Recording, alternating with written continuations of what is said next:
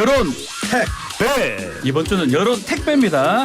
배종찬 인사이트K 연구소장, 이택수 리얼미터 대표 두 분 나오셨습니다. 안녕하십니까? 네, 안녕하세요. 안녕하십니까? 네, 아유 뭐 우리 여론조사계에 거장 두 분이 나오셨네요. 아유 저는 아닌데 우리 이택수 대표는 리얼미터를 이끌고 있는 네. 정말 여론조사계에 두드러진 인물이시죠. 노래도 잘하고. 네. 네. 그 노래하는 것도 보긴 했습니다. 네. 네. 타방송사에서. 자, 오늘 좀 자세하게 좀 분석도 좀 해주시고 여론조사가 이렇게 좀 조사 기간마다 차이 나는 것도 우리 청취자분들이 궁금해하는 분도 많으니까요. 자, 일단 7월 말부터 이제 휴가 시즌인데 이번 주까지 여론조사 업계는 이 휴가철에 이상하게 좀 튀는 여론조사가 많다 이런 얘기가 있는데 이 말 맞는 말이에요? 예, 일부 그런 현상이 나타날 네. 수 있죠. 왜냐하면은 우리가 뭐 성연령 지역 이렇게 분석을 하는데 네. 또 직업별 분석도 보면은 화이트 칼라하고 블루 칼라하고 지성이 좀 다릅니다. 화이트 칼라는 뭐 미국도 그렇고 진보 정당이 조금 지지율이 높은 편이고 블루 네. 칼라는 보수 정당 지지율이 높은 편인데 아무래도 화이트 칼라 중심으로 휴가철에 휴가를 많이 가다 보니까 이분들은 사실 평상시에는 여론조사 응답을 좀 열심히 해주시다가 하다가 안 한다 이 말이네요. 그렇죠. 모처럼 쉬는데 또 거래처 전화일 수도 있고 예. 이게 이제 요즘에는 어디서 전화 오는지 이렇게 뜨는 앱도 있지만 또 모르는 번호도 있을 수 있기 네. 때문에 전화를 이제 많이 안 받는 특정 계층이 있다라는 얘기죠. 그래서 평상시에는 여론조사 응답률이 가령 이제 평균 10%라고 하면 네. 응답하는 분들과 응답하지 않는 분들의 정책성이 비슷하기 때문에 네. 투표 예측이 그래도 수월한 편인데 이렇게 휴가철에 특정 계층이 응답률이 좀 떨어진다라고 하면 받는 분들하고 안 받는 분들의 차이가 있기 때문에 튈 수 있다라는 얘기죠. 영향을 받죠. 영향을 받는다. 그래서 아니 그럼 제가 느껴서 그런지 몰라도 이번 지금 휴가 시즌에 나왔던 여론조사들이 좀 차이점들이 많나 보입니다. 그럴 수는 있는데 또 아주 큰 변화가 없는 것도 예. 휴가철의 현상이거든요. 그러니까 네. 우리가 왜 일종의 뭐 휴가철에 이 랠리처럼 약간 변화는 있는데 그 변화가 참 그렇게 썩 의미를 둘 필요가 그 정도는 없는 아니다. 정도. 예. 왜냐하면 또 이동이 많을 때는 그러니까 명절 때도 명절 기간 중에 조사를 하면은 네. 지역이 또 잘 안 잡혀요. 왜? 이동을 해버렸기 때문에. 그렇죠. 그랬던 경우들이 많은데 최근에는 또 이제 그렇게 썩 이동을 또 많이 안 하니까 명절에도.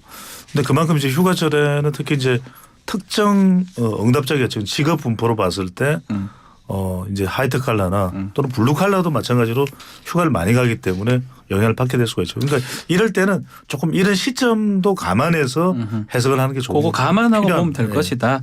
알겠습니다. 본격적으로 좀 들어가 보겠습니다. 조사마다 뭐 편차는 있습니다. 국정 지지율은 뭐 대체적으로 3대 6 뭐 그 정도 같아요. 긍정 3, 부정 6. 자, 장모 구속도 있었고 잼버리 파행 여러 가지 대통령 불리한 이슈가 계속 터져 나오는데 지지율은 그대로 유지가 되는 것 같습니다. 어떻게 우리가 이걸 봐야 됩니까? 리얼미터 대표께서 좀 나오셨으니까. 뭐 소개까지 같이 해주시면 네. 좋을 것 같습니다. 저희가 월요일 날 발표한 네. 리얼미터 주간 집계에 따르면 7월 31일부터 8월 4일까지 네. 미디어 트리뷴 의뢰로 조사한 내용입니다. 자세한 내용은 중앙선거여론조사 심의위원회 홈페이지를 참고하시면 되는데 이번 주에 발표한 윤 대통령의 긍정평가는 37.5%였습니다. 0.2%포인트 상승한 거니까 뭐 횡보했다고 봐야 될 것 같은데요. 최근 한 6주치를 보면은 한 4주간 하락하다가 이제 최근 2주간은 조금은 회복하는 뭐 미세하게 회복하는 뭐 이런 상황인데 대체로 소개해 주신 대로 다른 조사기관들의 결과들도 30% 중반의 긍정평가, 부정평가는 한 50% 중반에서 한 60%까지 나타나고 있는데요. 후쿠시마 오염수 논란이라든지 아니면 그 수해도 재난 소식들도 많이 있었고요. 말씀하신 장모 구속 논란, 대통령의 장모가 구속이 됐죠. 그다음에 양평 그 도로 관련된 여러 논란 때문에 최근 들어서 지지율이 좀 좋지 않았다가 최근 2주간은 민주당에서 또 혁신위원장 발언 관련된 논란 뭐 등등해서 횡보하는 현상들이 나타나고 있는 것 같습니다. 결국 지금 이렇게 진영 논리가 좀 더 강화되고 그렇죠. 있다 이렇게 봐야 되는 겁니까? 우리가 뭐 어떤 침대 광고할 때 막 옆에서 막 애가 껑충껑충 뛰어도 누워 있는 엄마 아빠는 잘 자고 있다. 그런 편안함 그렇게 얘기하죠. 브랜드는 이야기를 할 수가 없습니다. 네.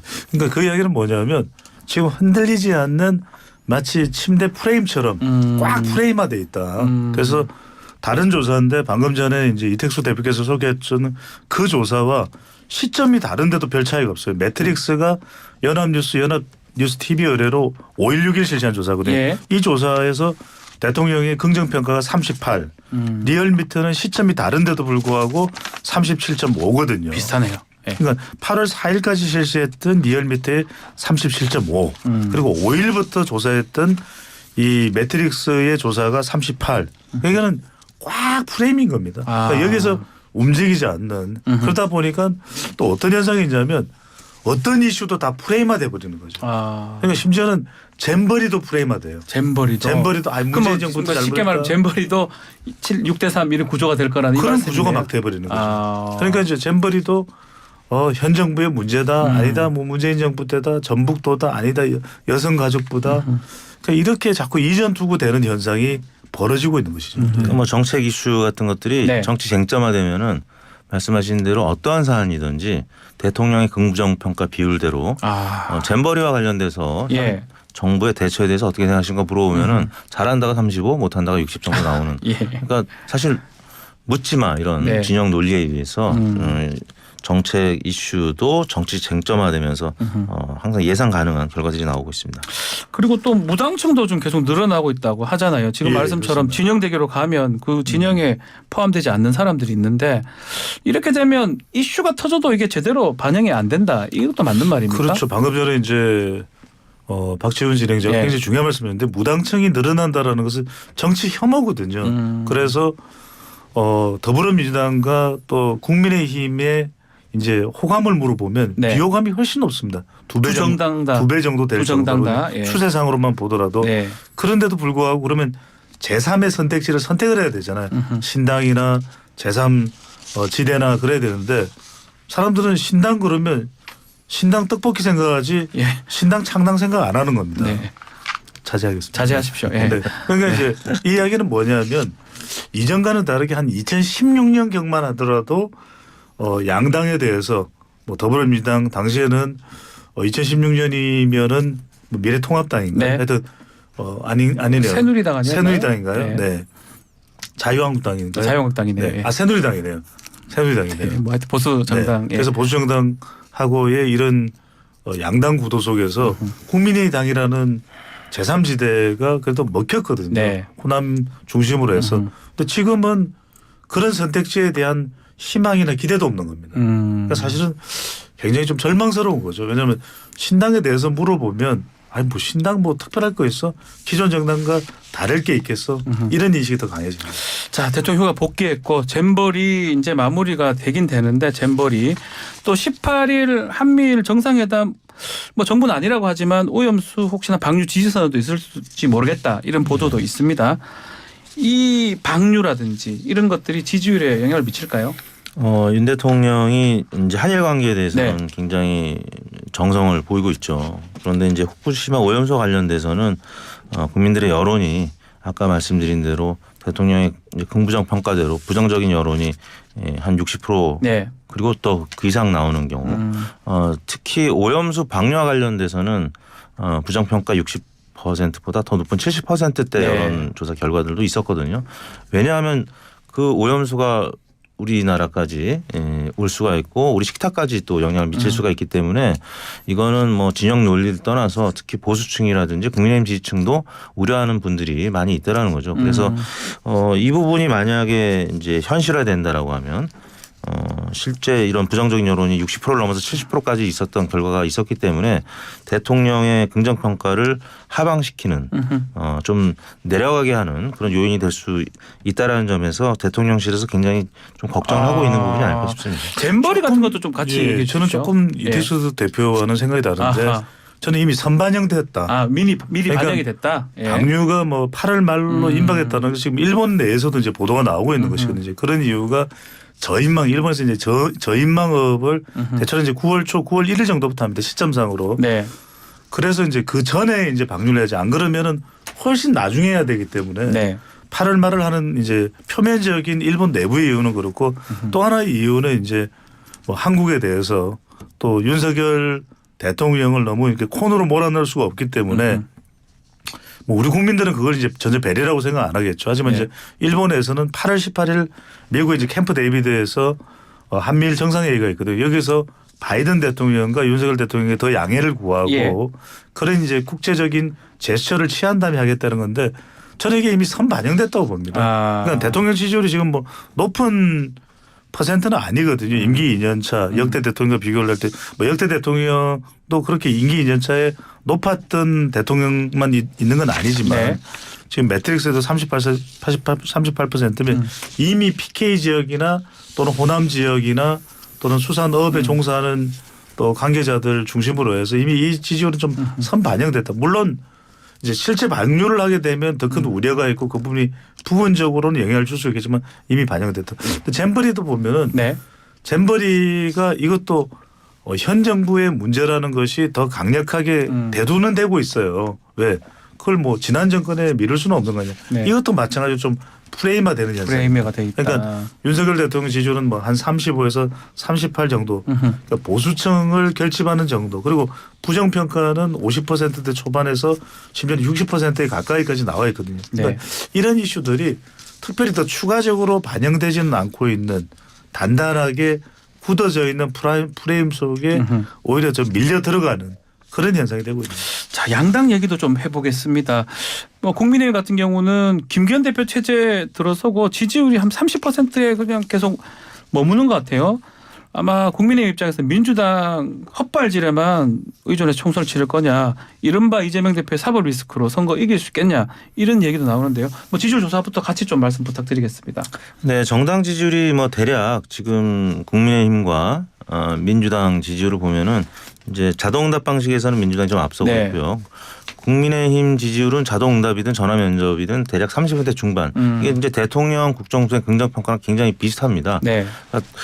대통령의 지지율이 높아서 여당 지지율을 견인해 주든지 아니면 여당 지지율이 높아서 대통령 지지율을 견인해 주든지 보통 그런 현상들이 나타나는데 지금 상황은 여당 지지율과 대통령 국정수행 긍정평가가 굉장히 예. 비슷하게 나타나서 어느 쪽이 견인해 주지 못하고 그래서 지금 계속 횡보하는 모습들을 나타내고 있는데 머물고 있다 거기에. 네. 예. 민주당 같은 경우는 그래도 자동응답 방식에서는 40%를 넘는 수치가 나오고 있고요. 전화 면접에서는 이제 샤이 현상 때문에 야당 지지율이 좀 덜 잡히는 경향성이 있지만 내년 총선에 어느 정당에 투표하겠냐 물어보면 또 거기서 민주당이 전화 면접에서 높게 나타나거든요. 그런데 그런 면에서는 민주당 대표와 김기현 국민의힘 대표를 비교해 보면은 네. 이재명 대표는 그래도 미래 권력으로서의 가능성 대권 주자하면 항상 여전히 1등으로 네. 나오고 있습니다.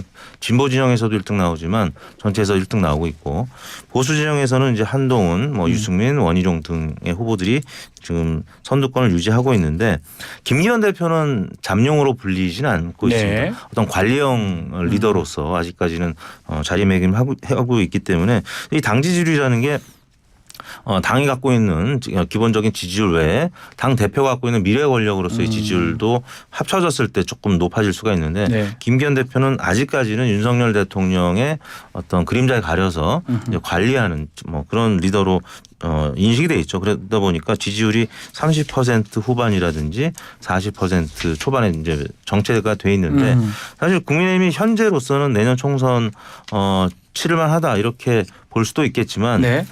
과거 정확하게 4년 전에 보면은 자동응답 방식에서 대략 민주당이 8%포인트 앞서고 있었고요. 실제 민주당이 총선에 득표한 득표율 격차가 대략 한 8%였었습니다. 그러니까 의석수는 엄청나게 차이가 났었지만 예. 실제 득표율은 49.9 대 41.5, 8%포인트가량밖에 차이가 안 원래 났었거든요. 소선거구제니까요. 그죠? 예, 그러다 보니까 그래서 지금 현재로서는 민주당이 현 정부의 중간평가적인 성격 때문에 좀 지지율이 이 상태라면 민주당의 좀 승리 가능성이 여전히 좀 높은 상황인데 조금 높은 상황이다. 네. 예. 근데 아직 8개월이 남았기 때문에 너무 많이 남아 있으니까요. 조금 더 지켜봐야 되겠네요. 예. 근데 뭐 총선은 예단할 수는 없습니다. 물론 이제 총선도 총선이지만 일단 정권의 중간에 있는 선거의 성격은 정권 심판 평가 성격이 강합니다. 그래서 이제 여당보다는 야당이 더 유리하다 이렇게 이제 대체적으로 이제 우리가 공식처럼 이야기를 하고 있는데 저는 지금은 조금 다른 국면이 벌어지고 있는 것 같아요. 왜냐하면은 정권 심판이다라고 하는 그 조사 결과의 수치만큼 더불어민주당 지지율이 안 나와요. 이게 문제인데 예. 더 큰 문제는 결국 뭐 영남 호남은 여전히 지역 정당의 특정 정당의 텃세가 상당히 강하지 않습니까? 네. 충청권은 좀 서로 양쪽이 이제 나누는 그런 상황이고, 근데 중요한 건 수도권이에요. 절반 이상의 지역구 의석이 달려 있는 곳이 수도권이 되거든요. 서울, 인천, 경기인데 네. 서울, 인천, 경기가 과거 자료를 한번 좀 분석을 해보면 우리 정말 아침에 뉴스킹 이 데이터 분석팀이 정말 대단한데 네. 2012년 박근혜 이 대통령이 이제 당선되던 그때부터 총선이 있었거든요. 네. 2016년에 총선이 있었고 국민의당 아시죠? 지난 또 압승을 거두었던 더불어민주당 압승 2020년까지 수도권만큼은 민주당이 압승해요. 계속 압승해요. 2019년 이후로. 그렇죠. 그러니까 2008년에는 그 전에 이제 2012년 총선 직전에 2008년 총선 때는 이른바 이제 이명박 정부의 첫 선거였는데 정권 들어서자마자 뉴타운이잖아요. 그렇죠. 뉴타운 선거를 했기 때문에 서울에서 상당히 약진했거든요. 대부분 싹쓸이를 했습니다. 그런데 지금 지지율이 나오는 게 수도권이 위기예요. 민주당. 수도권 지지율이 점점 꺼지고 있는데 이게 왜 그러냐면 최근에 돈봉투와 관련한 그 지역은 또 인천, 또 이재명 대표의 지역구도 인천, 또 김남국 의원의 지역구는 경기도. 안산 경기도. 그러니까 서울, 인천, 경기가 안 좋아요. 게다가 서울시장은 또 오세훈 시장이잖아요. 인천도 지금 국민의힘이거든요. 네. 그러니까 역대 가장 지금 수도권 상황이 안 좋습니다. 더불어민주당. 그래서 이걸 지금 어떻게 극복하느냐가 핵심인데 수도권의 대부분의 현역 의원들이 또 더불어민주당이거든요. 이게 이제 현역 프리미엄일 수도 있는데 이제 좀 교체하고 싶다. 교체 의향이 강하게 나타날 수도 있기 때문에 핵심은 내년 선거는 수도권 선거다. 수도권에서 얼마만큼 더불어민주당이 방어를 해내느냐가 핵심으로 봐야 됩니다. 자, 수도권 얘기 나왔으니까 또 더불어민주당도 중요하지만 국민의힘 입장에서는 뭐 이거는 뭐 심평 변호사가 말을 조금 취소하긴 했지만 네. 수도권 참패론이 또 국민의힘에서 나오고 있거든요.